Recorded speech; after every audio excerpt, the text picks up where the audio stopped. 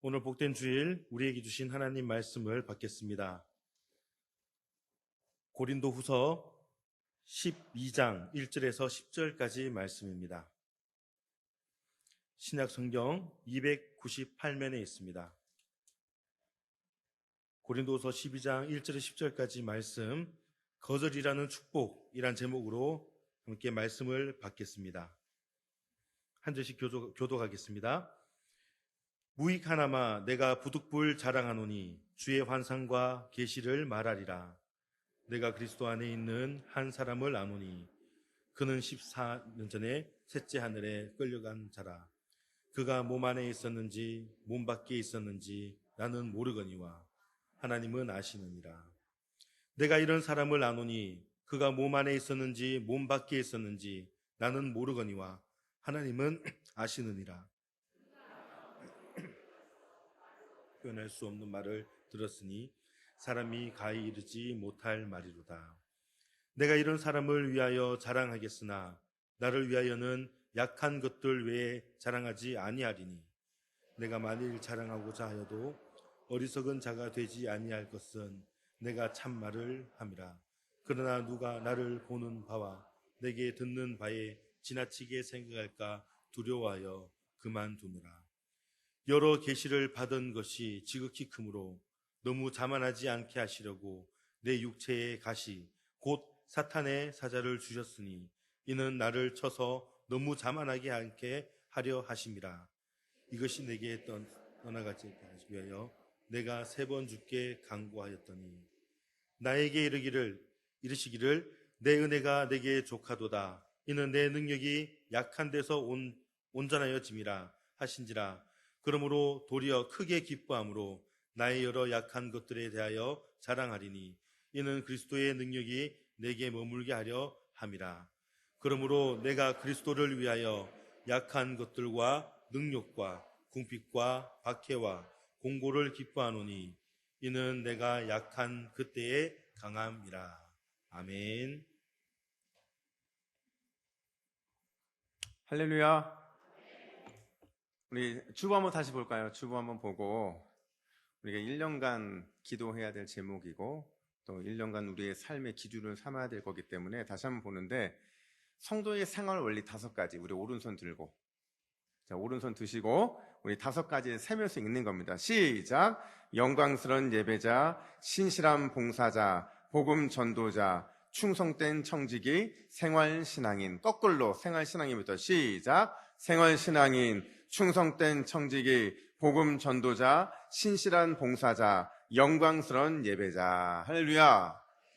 이거 여러분 한 달 정도 지나고 나서는 안 보고 다 5개를 쭉 암송과 거꾸로 한번 해보고 다시 뒤로 돌아와서 한 장만 넘기시면 교회의 영적 가치, 목표가 등장을 합니다. 능력보다 화목을 이루는 교회부터 언제나 나보다 주님을 생각하는 교회. 다시 오른손 들고, 자, 우리 조금 속도 내서 하겠습니다. 시작. 능력보다 화목을 이루는 교회, 혼자보다 함께 성장하는 교회, 현재보다 미래를 향해 달려가는 교회, 문화보다 복음의 가치를 두는 교회, 언제나 나보다 주님을 생각하는 교회. 거꾸로 시작. 언제나 나보다 주님을 생각하는 교회, 문화보다 복음의 가치를 두는 교회, 현재보다 미래를 향하여 달려나가는 교회, 혼자보다 함께 성장하는 교회, 능력보다 화목을 이루는 교회. 할렐루야.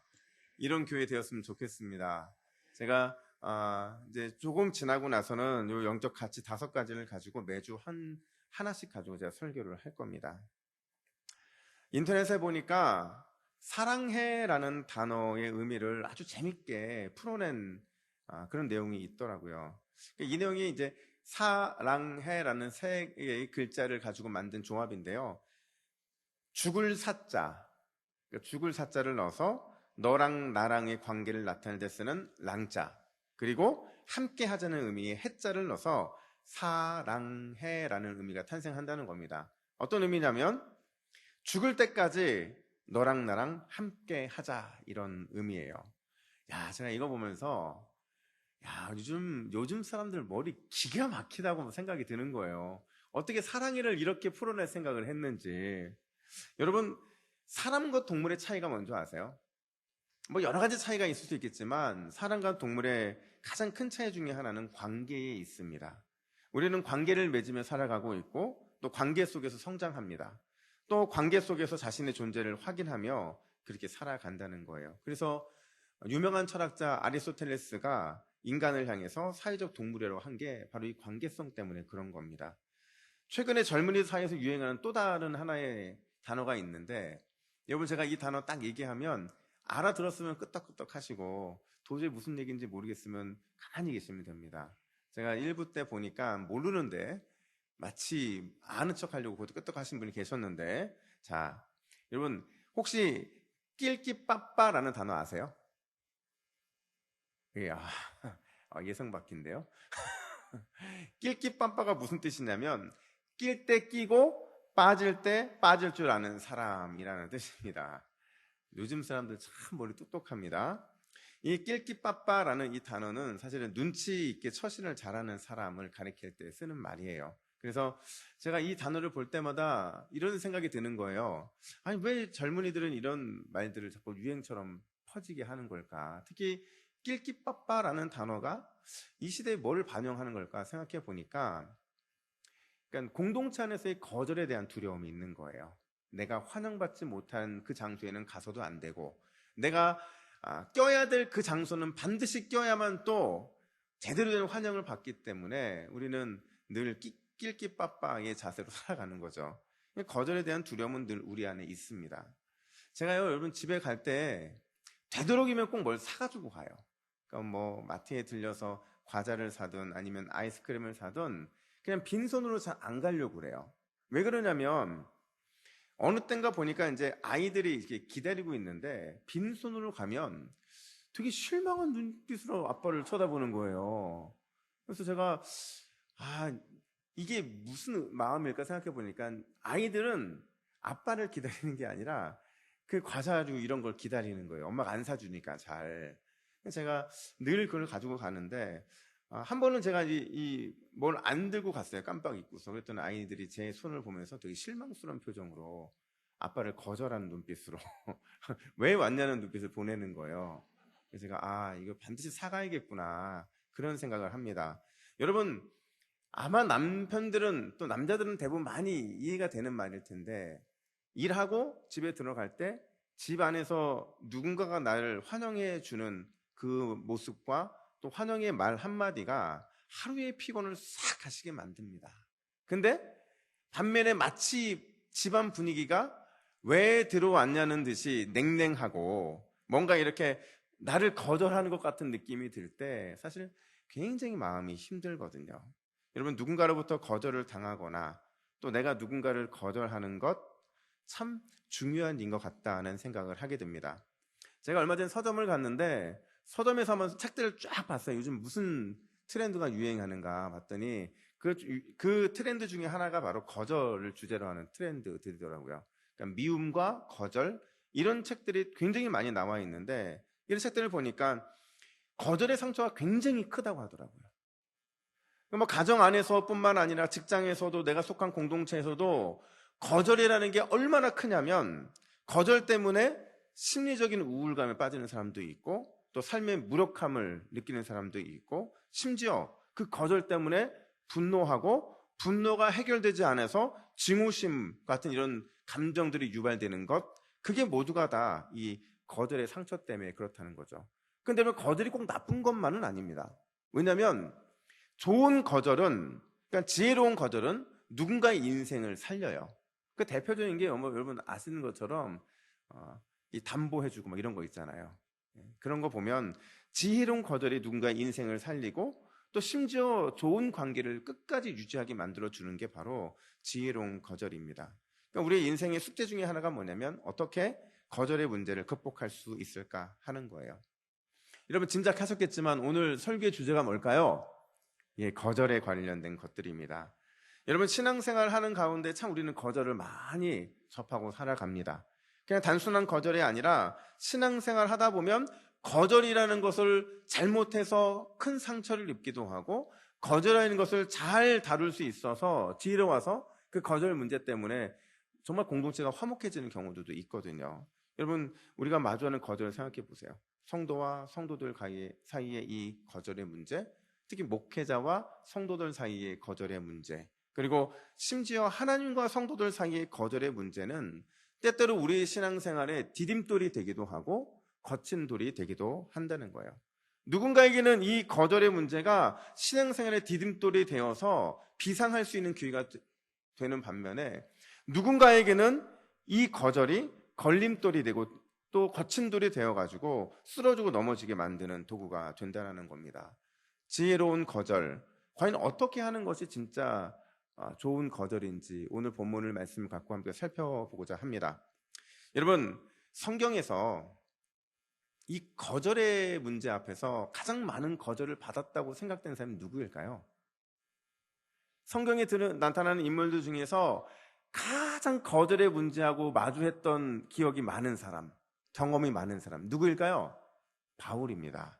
왜냐면요, 바울은 성경에 등장하는 그때부터 거절이라는 단어와 늘 함께 했어요.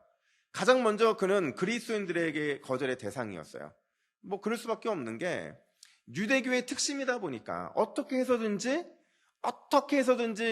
그리스도인들을 잡아서 옥에 가두거나 또 심지어는 뭐 순교하게 하는 일들, 그런 일들을 자행하다 보니까 바울만 떴다 하면 다 숨는 거예요. 바울은 늘 초대교회 성도들한테는 이 거절할 수밖에 없는 존재였다는 거죠.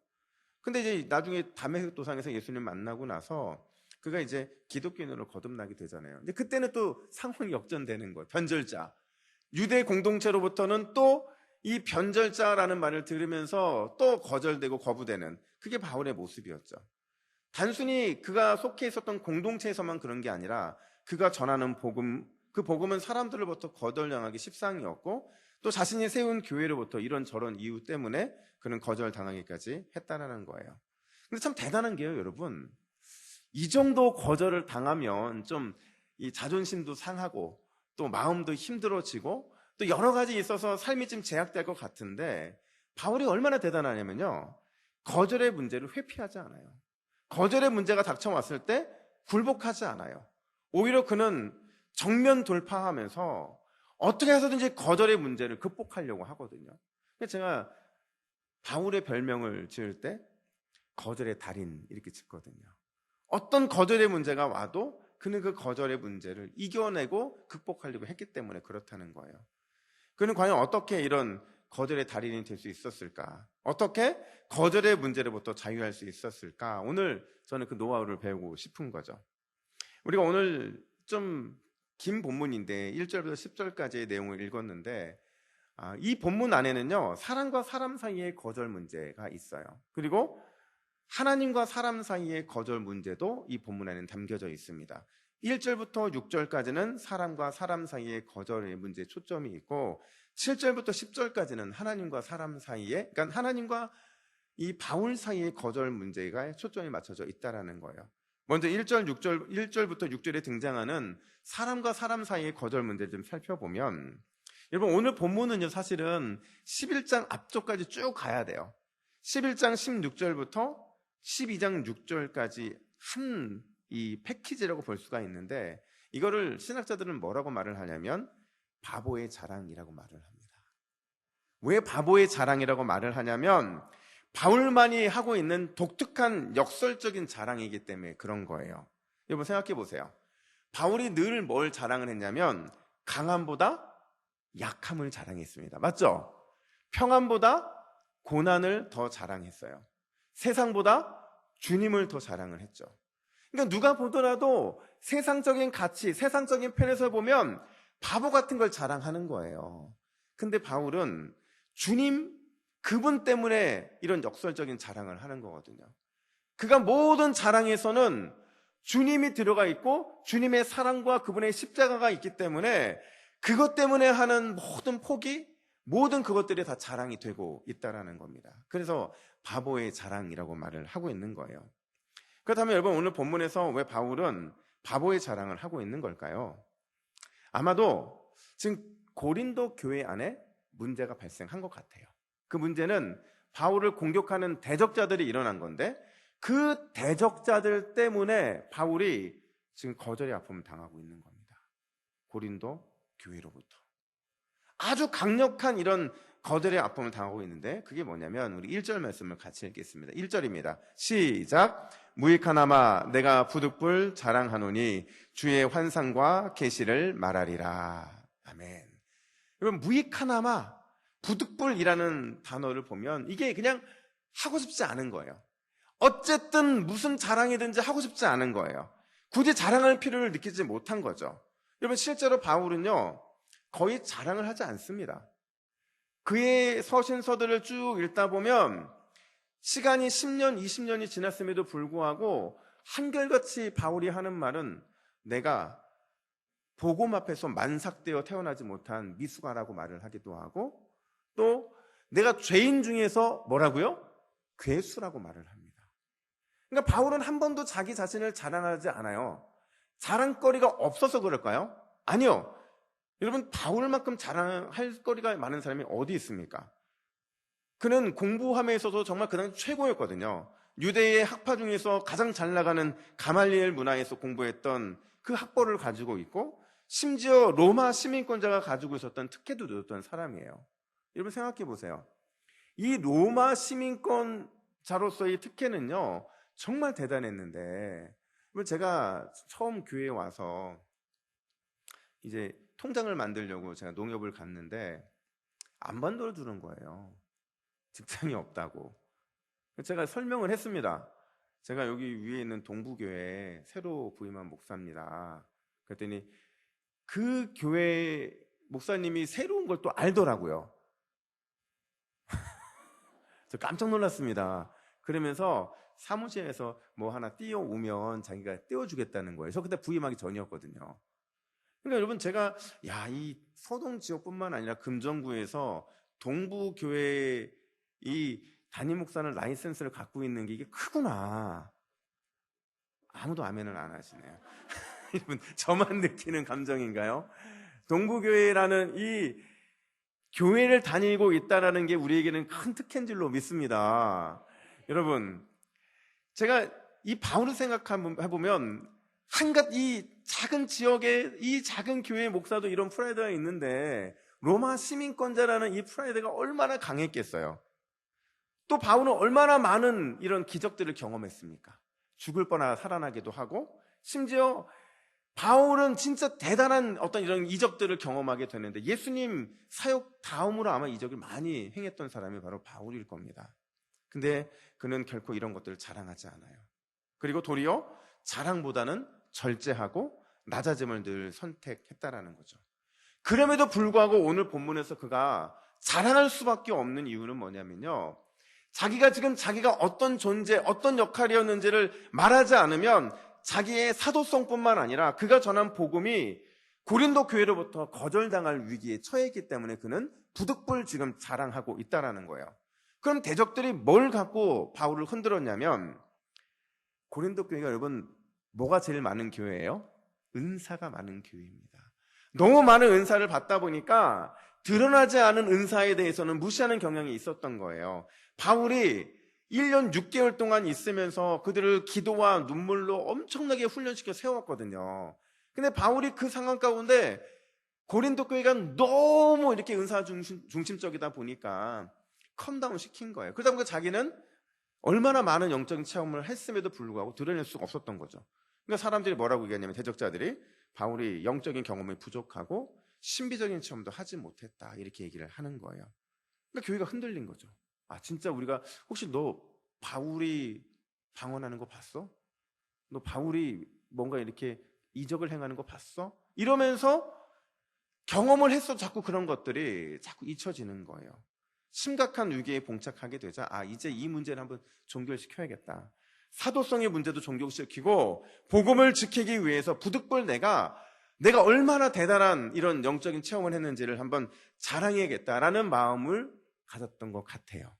바울이 뭘 자랑하느냐? 2절 상반절 보세요. 우리 같이 2절 상반절 읽습니다. 시작. 내가 그리스도 안에 있는 한 사람은 아노니 그는 14년 전에 셋째 하늘에 이끌려 간 자라. 아멘.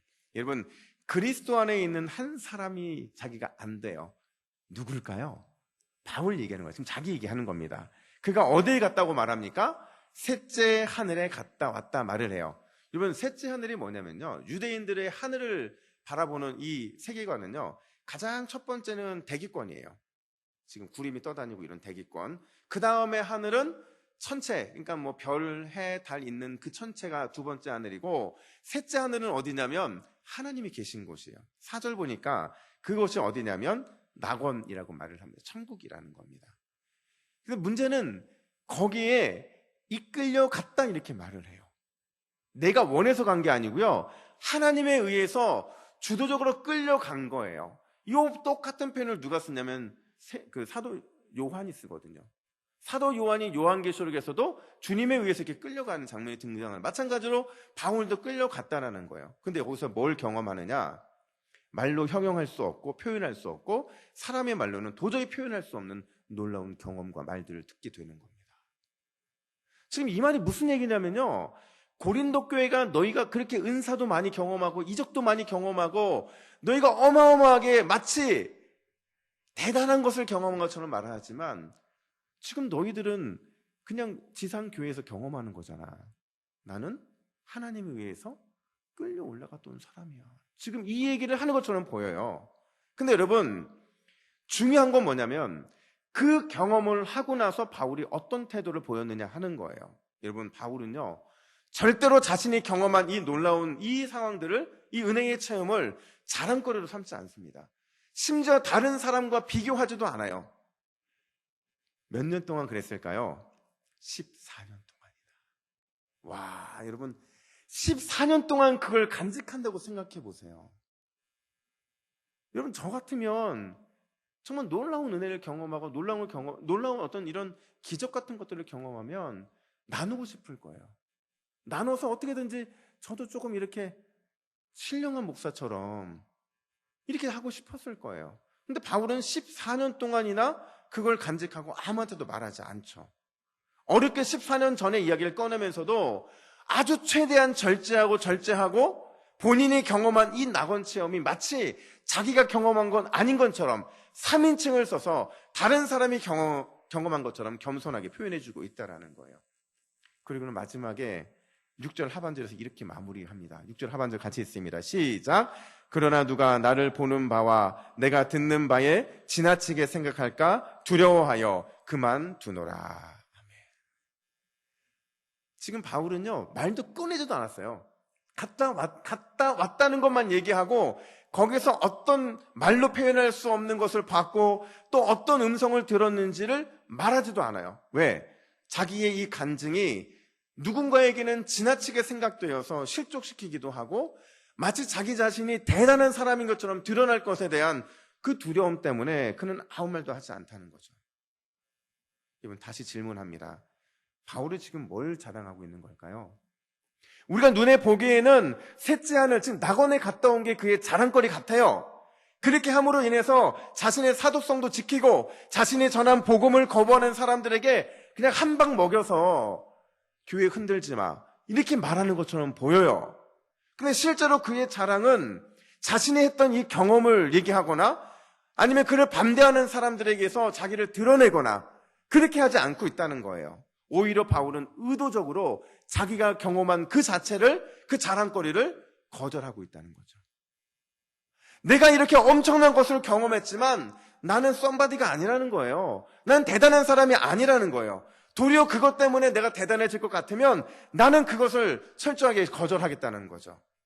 그리고 그 경험을 오픈하지 않았던 그 자신의 태도를 드러내주고 있는 거예요.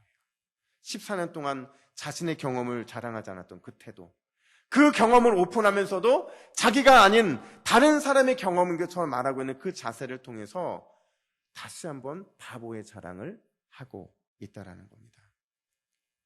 여러분, 제가 동부교회 온 지 얼마나 됐을까요? 횟수로는 5개월째고요. 지금 이제 4개월 지내고 있는데 제가 4개월 동안 교회 와서 가장 많이 기도했던 기도 제목이 뭘까요? 여러분의 그 기대하는 눈빛이 되게 부담스러운데 제가 여러분 4개월 동안 기도한 게 교회의 평안일까요? 교회의 부흥일까요? 우리 성도님들이 받아야 될 축복일까요? 예, 맞아요. 저 그 기도합니다. 우리 교회가 어느 교회보다 건강한 교회가 되기 위해 기도하고, 우리 교회가 부흥의 역사가 일어날 수 있도록 기도합니다. 새가족이 끊임없이 올 수 있도록 기도합니다. 그리고 성도님들의 삶과 가정과 또 축복을 위해서 기도합니다.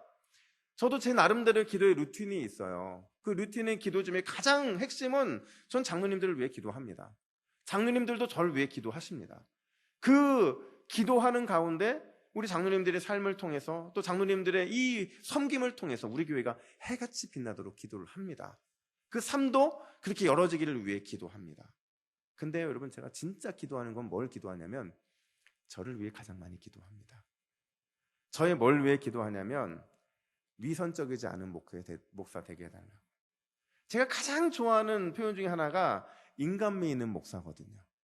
지금까지 사역해오면서 사람들한테 가장 많이 들었던 말이 목사님한테는 인간 냄새가 난다는 말이에요. 저 그 말 너무 좋아하거든요. 왜냐하면 인간미 나지 않으면 자꾸 제가 거룩한 척 하려고 하거든요. 자꾸 능력 있는 척 하려고 하거든요. 성실한 척, 진실한 척, 더 많이 아는 척, 잘난 척. 이거 목사님들이 제일 많이 하는 거거든요. 근데 제가 안 그러려고 하는데도 담임 목사가 되고 나니까 자꾸 척 안 하는 게 어려운 거예요. 성도님들을 만날 때에도 막 이게 90도로 인사하고 싶고, 저 그렇게 뭐 겸손한 사람 아니거든요. 그럼 누군가를 만났을 때는 막 사랑의 말을 막 전해주고 싶고 막 그래요. 근데 저 그렇게 사랑 많은 사람 아니거든요. 너무 가식적으로 느껴지는 거예요. 제가 왜 그럴까 생각해 보니까 제 안에 우리 동북의 성도님들로부터 거절당할 것 같은 두려움이 있는 거예요. 지금이야 우리가 신혼이잖아요. 이 신혼의 시기가 지나고 나면 이 마음에 저도 이제 때 묻은 목사가 되고, 그리고 저도 뭔가 성도들 사이에서도 이 말의 대상이 되지 않을까 막 이런 생각이 저를 되게 많이 힘들게 하는 거예요. 제가 한 번은 제 목양실에 앉아가지고 제가 과연 어떤 목사가 되어야 될까 고민을 하다가 제가 서재에 꽂혀있는 책 하나가 눈에 딱 들어왔는데, 그 책이 바로 완주자의 노래라는 책이에요. 박종순 목사님이라고 통합청 목사님이신데, 이 목사님이 충신교회, 서울 충신교회 40년 동안 목회하고 은퇴하셨거든요. 와, 40년이에요. 여러분, 개척 때부터 시작을 해가지고 40년 동안 한 교회를 그냥 끝까지 책임지시고 끝까지 은퇴하셨는데, 목사님이 2015년도에 부흥에 오셨다가 저한테 이 책을 선물로 주신 거예요. 근데 제가 이 책을 거의 안 보다가 한번 딱 펼쳤는데, 그 첫 페이지에 목사님이 자필로 쓴 서명이 있는 거예요. 거기 뭐라고 써 있냐면 오직 주님 이렇게 써 있는 거예요. 오직 주님. 무슨 뜻일까? 제가 책의 내용을 쭉 살펴보는데 이거예요. 주님만 자랑하고 주님만 의지하고 주님만 따라가고 주님만 섬기면 나머지는 주님이 책임져 주셨다라는 거예요. 그러니까 믿음의 후배이면서 또 목회의 후배인 저한테 주님, 오직 주님만 따라가고 그 주님만 의지하고 또 주님만 섬기면 나머지 주님이 다 책임져 주실 거니까 그 오직 주님만 잊지 말라고 딱 4글자 써주신 거예요.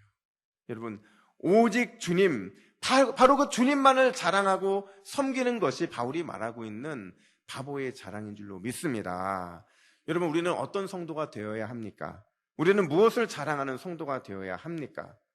오직 주님, 그분만 자랑하고 그분만 의지하고 그분만 따라가고 그분만 섬기는 그런 성도가 되기를 간절히 축복합니다. 여러분, 다른 누군가의 거절을 두려워하지 마세요. 때로는 교회에서 누군가 때문에 상처를 입고 거절당하고, 때로는 한 공동체에서 그런 아픔을 경험하게 되고, 심지어 어떻게 보면 저한테도 그런 상처를 받으실 분들이 앞으로 있을 겁니다. 그러나 여러분, 걱정하지 마세요. 우리가 오직 주님만 바라보면, 그분만 따라가면 주님께서 마지막에 여러분들을 높여주실 거예요. 여러분, 오직 주님만을 위해 사는 바보의 자랑이, 그 자랑이 우리의 삶의 목표가 될 때 우리 인생 마침표가 찍히는 바로 그날 우리의 목자장이신 예수님께서 우리의 삶을 통해 온전한 영광을 받으실 줄로 믿습니다. 우리는 그것 때문에 살아가는 겁니다. 단순히 우리는 사람과 사람 사이에 거절의 문제만 있는 게 아니라 두 번째로 하나님과 사람 사이의 거절의 문제도 등장을 합니다. 오늘 보면 7절부터 10절에 등장하는 건데, 여러분 잘 아시는 것처럼 위대한 복음 전도자였던 바울에게도 풀리지 않았던 그런 인생의 문제가 있었어요. 뭐였죠, 여러분? 예, 육체의 가시 문제였어요. 7절에 보니까 사탄이 주었다 이렇게 말을 하고 있거든요. 그러니까 그만큼 아팠던 거예요. 이 육체의 가시가요, 바울에게서 너무 고통스러웠던 거예요. 과연 그 육체의 가시가 뭐였을까? 학자들은 여러 가지 의견을 내놓는데 대표적으로 세 가지로 추격이 됩니다. 하나는 간질병이었다는 거예요. 그 당시에는 약이 없었거든요. 그러니까 갑자기 복음을 전하다가 간질병에 의해서 한번 몸이 뒤틀려지고 나면 본인이 전했던 이 복음의 능력이 너희 병도 못 고치는 사람이 무슨 복음을 전하느냐라는 그런 어떤 판단을 받으면서 너무 힘들었다는 추측을 해요. 또 어떤 사람들은 그가 귀신을 막 쫓아냈잖아요. 귀신을 쫓아내다 보니까 자연스럽게 그도 모르게 그 귀신의 영향을 받았다라는 추측을 하는 학자들도 있어요. 그래서 그가 이제 이 치명적인 정신적 질병에 시달렸다라는 말을 합니다. 근데 대부분은 어떻게 얘기하냐면 다메섹에서 예수님을 만났을 때 그때 강렬한 빛이 비추어지게 되잖아요. 앞이 보이지 못하잖아요. 그리고 나중에 아나니아에 의해서 눈에 있는 허물이 벗겨지잖아요. 이런 모든 것을 통해서 바울이 안질로 인해 큰 고통을 당했다 이렇게 얘기를 합니다. 근데 여러분 중요한 건 뭐냐면 그가 어떤 질병을 앓았느냐가 아니에요. 진짜 중요한 것은 그가 그 가시 때문에 자신의 사역 자체가 다 흔들릴 정도의 어려움을 겪었다라는 겁니다. 기도했겠죠. 아마 간절히 기도했을 겁니다. 8절 보시니까 이렇게 말합니다. 같이 읽습니다. 시작. 이것이 내게서 떠나가게 하기 위하여 내가 3번 주께 간구하였더니. 아멘. 여러분 이 3번이라는 게 바울이 인생에서 딱 3번 기도했다는 그 얘기를 하고 있는 게 아닙니다. 성경에서는요 3번이라는 이 표현을 쓸 때는 아주 많이라는 겁니다. 아주 간절히 아주 열심히 정말 주님께서 반드시 들어주셔야만 한다는 의미로서 그렇게 부르짖고 매달렸는데 돌아오는 응답이 뭐였느냐? 9절 상반절 보니까 나에게 이르시기를 내 은혜가 내게 족하다. 잘 보세요. 내 은혜가 내게 족하대요. 그러니까 이 말은 무슨 얘기냐면 너는 이미 내가 주는 은혜를 충분히 받았다는 겁니다. 네가 그 은혜 받았으면 됐지 더 이상 뭐가 필요하냐 거절하고 계신 거예요. 야, 저는 이 본문만 보면 정말 속 터질 때가 있어요. 왜냐하면 바울이 복음 사역자잖아요. 하나님께 부름을 받아서 죽을 각오로 사역하고 있는 사람인데 저 같으면요 저희 부목사님 주위 그렇게 저를 위해 죽기 살기로 사역해 주잖아요. 그러면 저는 무조건 그분을 무조건 죽을 때까지 책임집니다. 안 그럴 것 같죠? 진짜 그래요. 하나님도 마찬가지예요. 하나님도 자기를 위해 죽을 각오를 하고 달려가고 있는 사람 늘 고쳐주셨잖아요. 아니면 전혀 상관없는 사람도 예수님은 이렇게 세워주시고 병을 치료해 주셨는데 이 바울을 왜 안 고쳐주시지? 이런 생각이 너무 서운한 거예요. 제가 바울도 아닌데. 근데 여러분 생각해 보세요. 바울이 어떤 사람이냐면 한번 꽂히면 직진하는 사람이잖아요. 자기 목숨 생명 다 내놓고 직진하는 사람이잖아요. 근데 이 사람이 만약에 하나님께서 이 작은 가시 하나 그깟 육체의 가시 하나 없어지잖아요. 바울은 진짜 주님 앞에서 충성했을 사람입니다. 죽을 때까지. 물론 끝까지 충성했지만 더 충성하고 아파서 신음하는 그 시간까지도 주님 앞에 충성했을 사람인 거예요. 간절히 3번이나 기도하면 이렇게 들어줄만 한데 왜 그에게 돌아온 것이 거절의 응답이어야만 했을까? 제가요 이 말씀을 묵상하다가 저도 사실은 이런 연약함 때문에 주 앞에 기도했던 적이 있거든요. 기도하고 또 기도하고 주님의 은혜를 구할 때 하나님은 저에게 마음에 아주 강하게 주신 은혜의 말씀이 있었는데 그 말씀이 하박국 3장 19절이었어요. 우리 하박국 3장 19절 말씀을 같이 읽습니다. 시작. 주 여호와는 나의 힘이시라. 나의 발을 사슴과 같게 하사 나를 나의 높은 곳으로 다니게 하시리로다. 아멘. 여러분 하박국 선지자는 지금 자기 자신을 사슴에 비유하고 있어요. 아주 약하고 가장 연약한 힘도 없는 그 동물 사슴이거든요. 근데 여러분 지금 하박국이 자기를 사슴이라고 표현하고 있는 것은 일종의 하나님 앞에서의 항의입니다. 하나님, 왜 저를 사슴으로 만드셨습니까? 왜 저를 호랑이나 사자처럼 강한 동물로 만들지 않고 사슴처럼 약하게 만드셔서 이렇게 신음하면서 이렇게 고통받고 이렇게 어렵게 살게 하셨습니까? 라고 항변하고 있는 거예요. 그 항의를 하고 있는 하박국을 향해서 주님이 어떻게 응답하시냐면 이렇게 응답하십니다.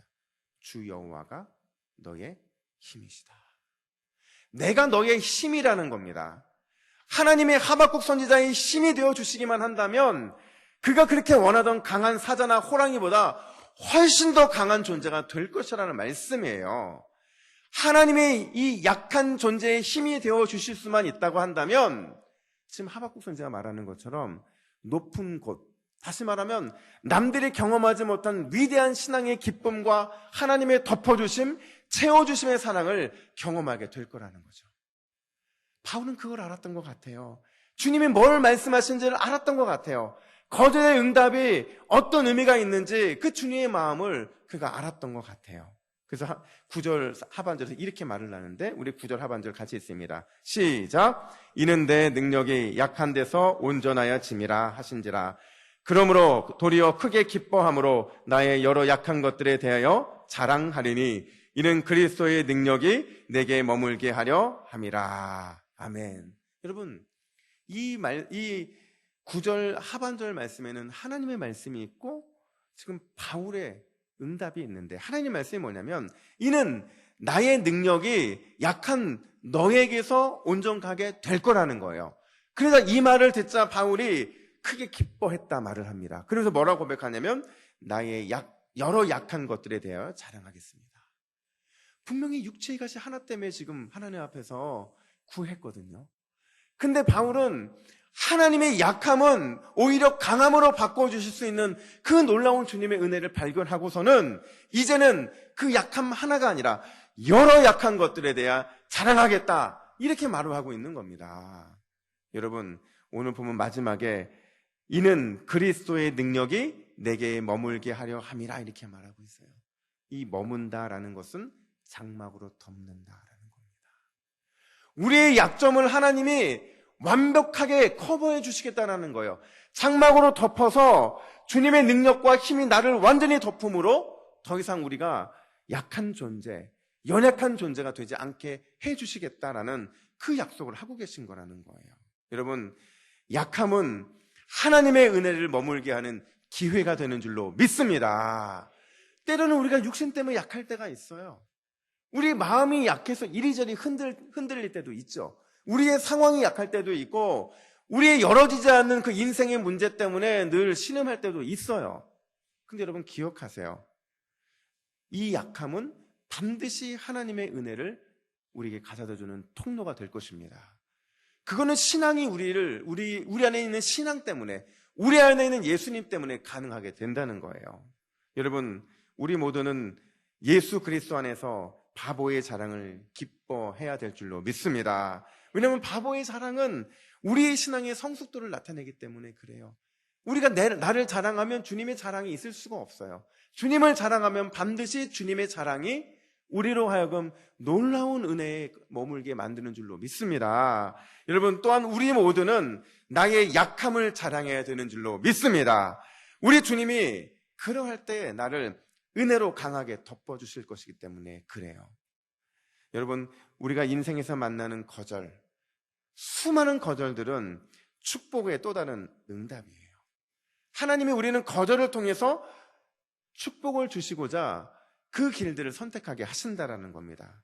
이번 한 주도 어쩌면 많은 거절을 경험하게 될 거예요. 사람과 사람 사이에서 거절들, 또 아무리 기도해도 응답되지 않는 그것 때문에 우리는 하나님이 마치 우리를 거절하시는 것처럼 느껴질 때가 있을 겁니다. 그러나 여러분, 이 모든 것 속에는 약함 속에 감추어진 비밀이 있습니다. 그 비밀을 깨닫고 아는 사람은 바울이 말했던 것처럼 도리어 나의 약한 것들을 더 자랑하고 주님이 약함을 주신 것을 크게 기뻐할 수 있는 그런 사람이 되는 줄로 믿습니다. 이번 한 주 약함 속에 감추어진 비밀을 발견하는 저와 여러분들의 삶이 되기를 예수님의 이름으로 축복합니다. 아멘. 함께 기도하겠습니다. 하나님 아버지, 우리에게 약함과 거절의 은혜를 더하여 주시니 감사합니다.